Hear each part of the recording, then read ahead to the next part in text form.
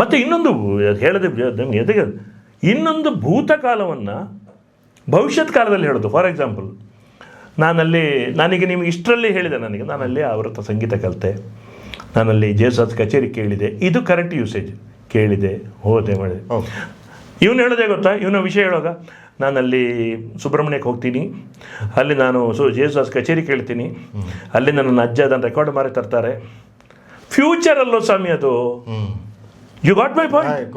Got it. ಈ usage ದರಿದ್ರ usage, ಅದು ದರಿದ್ರ ಯೂಸೇಜ್ ಇದು. ನನಗಷ್ಟು ಕೋಪ ಬರುತ್ತೆ, ಆಕ್ರೋಶ ಬರುತ್ತೆ. ಅದು ಎಲ್ಲಿ ಬೇಕಾಗುತ್ತೆ ಗೊತ್ತಾ? ಕತೆ ನ್ಯಾರೇಟ್ ಮಾಡುವಾಗ ಬರುತ್ತೆ.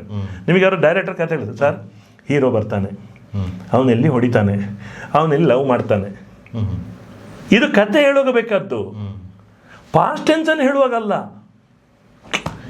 ಮೈ ಪಾಯಿಂಟ್. ಕರೆಕ್ಟ್. ನಾನು ಚಿಕ್ಕವನಾಗಿದ್ದಾಗ ಅಲ್ಲಿ ತೋಟಕ್ಕೆಲ್ಲ ಹೋಗಿ ಪ್ರಕೃತಿ ಸೌಂದರ್ಯವನ್ನು ಸವಿತೀನಿ.